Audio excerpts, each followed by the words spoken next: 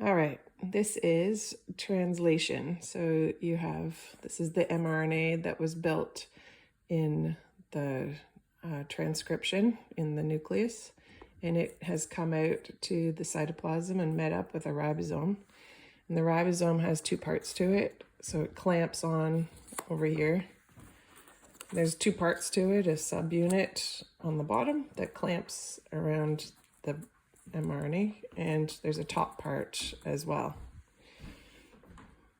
This part really just clamps onto the mRNA and it kind of gets in the way, so I'm just going to put it along the side. So on the ribosome, there's three sites. There's the E site, the P site, and the A site. There's the ones that really get used are the P and the A. I don't remember the E, but I think that it actually is like the starting site. But really the two that are really important are the P and the A site, which I'm going to show you. So on the mRNA, the first code that is always read is the starting code, which also codes for an amino acid. So I usually say it's sort of like a capital letter in a sentence. We know that it's the beginning of the sentence because there's a capital. This is like the capital letter of a sentence. It's also a word, but it tells us that this is where it starts. So AUG is the starting codon. AUG codes for met or methionine. And over here we have a tRNA molecule that's charged up with methionine as its amino acid. I notice that the bottom of this sort of matches that, but it's the opposite code. So we call that the anticodon, and that's what actually sticks it to that piece. So each one of these groups of three down here are a codon that matches up with the anticodon on each of the tRNA. These are called charged tRNA molecules because they have the little amino acid attached to them. Once the amino acid gets detached, then they're no longer charged, they are uncharged. All right, first part is that the amino acid is going to attach to the tRNA molecule and become charged, and they're just free floating in the cytoplasm.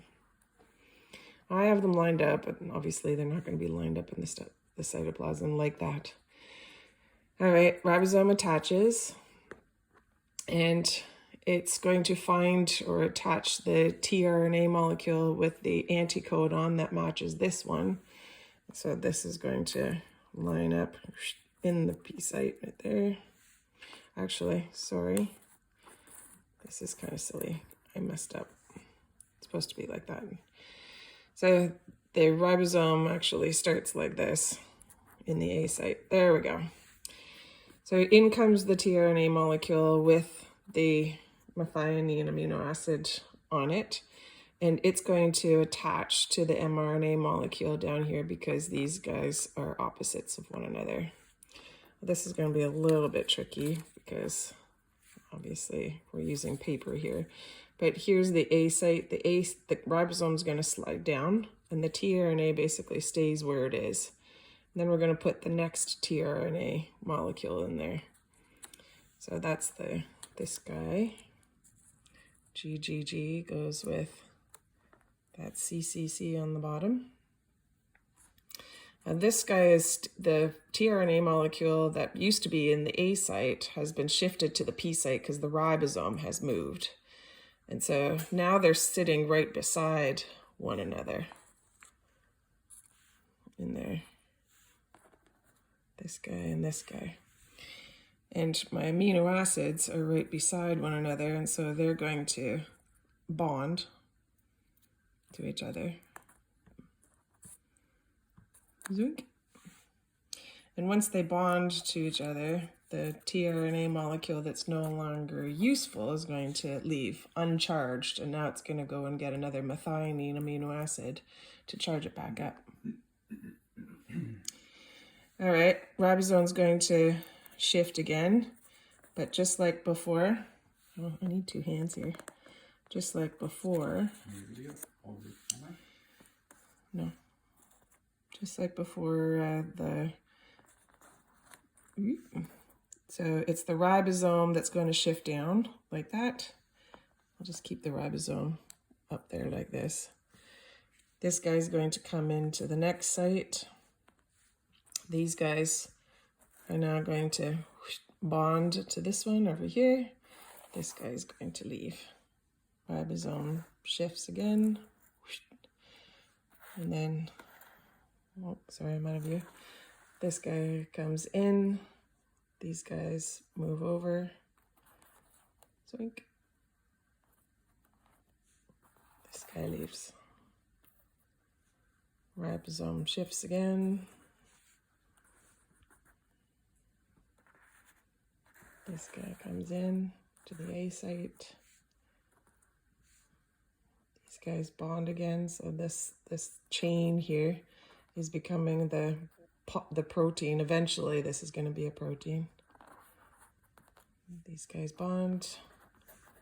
This guy is going to leave because it's uncharged. And then the ribosome shifts down. And at the end of this, there's a stop codon, and I think there's 3 stop codons in the codon chart. This one is UAG, which just codes for stop. It's not an actual amino acid. It's like the period on the end of a sentence. A period is not a word, but it does tell us that it's the end of the sentence. So this one does exactly the same job. This is not an amino acid. It's really just a stop that stops the process, which means everything's going to break off. Ribosome breaks off. This chain of amino acids is going to break off from the last tRNA. And these guys are going to go and find more amino acids. And what's left is you have this string of amino acids that are in order of whatever the code was on the mRNA. This is not going to be way longer than just 5 amino acids. Usually there's thousands of amino acids that bend and twist on each other that eventually become a protein. That's translation.